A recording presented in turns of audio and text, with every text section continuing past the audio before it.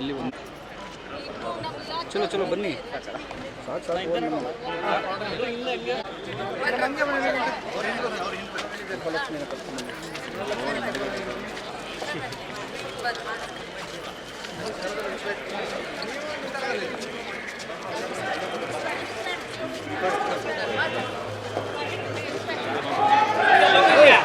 ಹಿಂದೆ ಬನ್ನಿ ಸ್ನೇಹಿತರೆ.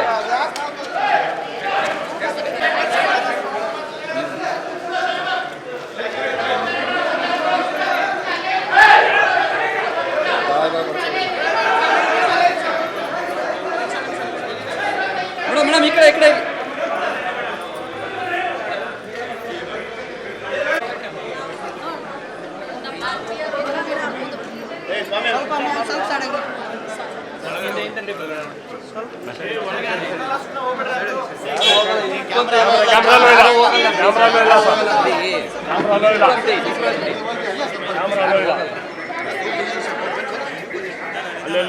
ಅಲ್ಲೊಂದು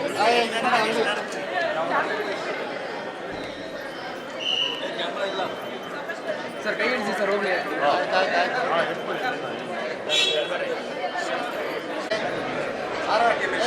ಪಾಸ್ಪರ್ಲಿ ಕಳಿಸ್ರಿ 6 ಜನ ಕರ್ಕೊಂಡ್ಬಂದ್ಬಿಟ್ರಿ ಕಳಿಸ್ಲಾ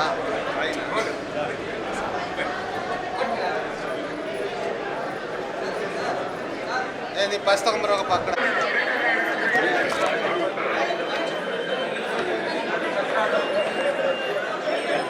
ಸರ್ ಸ್ವಲ್ಪ ಸೈಡ್ ಬನ್ನಿ, ಸ್ವಲ್ಪ ಸರ್ ಸ್ವಲ್ಪ ಸ್ವಲ್ಪ ಸೈಡ್.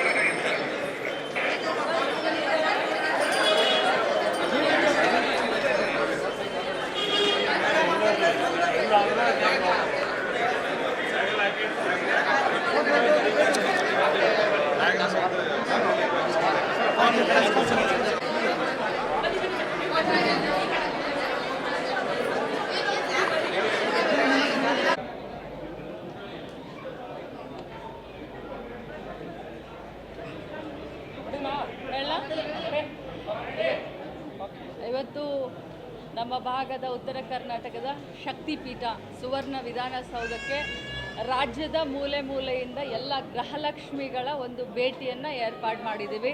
ಯಾಕಂತಂದರೆ ಈ ಯೋಜನೆ ಶುರು ಆದಾಗಿಂದ ಬಹಳಷ್ಟು ಟೀಕೆ ಟಿಪ್ಪಣಿಗಳು, ವಿರೋಧ ಪಕ್ಷದವರು ಈ ಯೋಜನೆಯನ್ನು ಬರೀ ಇಲೆಕ್ಷನ್ಗೋಸ್ಕರ ಅಷ್ಟೇ ಮಾಡಿದ್ದಾರೆ ಅಂತ ಹೇಳಿ ಬಹಳಷ್ಟು ಮಾನ್ಯ ಮುಖ್ಯಮಂತ್ರಿಗಳ ಮೇಲೆ, ನಮ್ಮ ಸರ್ಕಾರದ ಮೇಲೆ ಗೂಬೆಯನ್ನು ಕೂರಿಸ್ತಾ ಇದ್ರು. ಆದರೆ ಗೃಹಲಕ್ಷ್ಮಿ ಯೋಜನೆ ಏನು ಸಿದ್ದರಾಮಯ್ಯ ಸಾಹೇಬರ ಕನಸಿನ ಕೂಸು, ಡಿ.ಕೆ. ಶಿವಕುಮಾರ್ ಸರ್ ಒಂದು ಕನಸಿನ ಕೂಸಾಗಿತ್ತು. ಈ ಗೃಹಲಕ್ಷ್ಮಿಯ ಯೋಜನೆಯಿಂದ ರಾಜ್ಯದ ಮೂಲೆ ಮೂಲೆಯಿಂದ ಇವತ್ತು ಇಲ್ಲಿನೂ ನಿಂತ್ಕೊಂಡಿದ್ದಾರೆ, ಅಲ್ಲಿ ನೋಡ್ಬೋದು ಅಲ್ಲಿನೂ ನಿಂತ್ಕೊಂಡಿದ್ದಾರೆ. ಅವ್ರಿಗೂ ಕೂಡ ಗೃಹಲಕ್ಷ್ಮಿಯ ಲಾಭ ಆಗಿದೆ. ಅವ್ರಿಗೆ ಯಾವ ರೀತಿ ಇದರಿಂದ ಅನುಕೂಲ ಮಾಡಿದ್ದಾರೆ, ಕೆಲವು ಜನ ಫ್ಯಾನ್ಸಿ ಸ್ಟೋರ್ ಮಾಡಿದ್ದಾರೆ, ಎಮ್ಮೆಗಳನ್ನು ಎತ್ತುಗಳನ್ನು ತಗೊಂಡಿದ್ದಾರೆ, ಮಕ್ಕಳ ವಿದ್ಯಾಭ್ಯಾಸಕ್ಕೆ ಸಹಾಯ ಮಾಡಿದ್ದಾರೆ, ಮೋಟರ್ ಬೈಕ್ಗಳನ್ನ ಕೊಡಿಸಿದ್ದಾರೆ, ಅತ್ತೆಯ ಕಣ್ಣಿನ ಆಪ್ರೇಷನ್ ಮಾಡಿದ್ದಾರೆ, ಮಾವನ ಕಣ್ಣಿನ ಆಪ್ರೇಷನ್ ಮಾಡಿದ್ದಾರೆ. ಮಹಿಳೆಯರು, ಇಡೀ ಊರಿನ ಮಹಿಳೆಯರು ಸೇರಿ ಒಂದು ಊರಿನಲ್ಲಿ ದೇವಸ್ಥಾನಕ್ಕೆ ರಥವನ್ನು ನಿರ್ಮಾಣ ಮಾಡಿಕೊಟ್ಟಿದ್ದಾರೆ, ಬೋರ್ವೆಲ್ಗಳನ್ನು ಹಾಕಿಸಿದ್ದಾರೆ.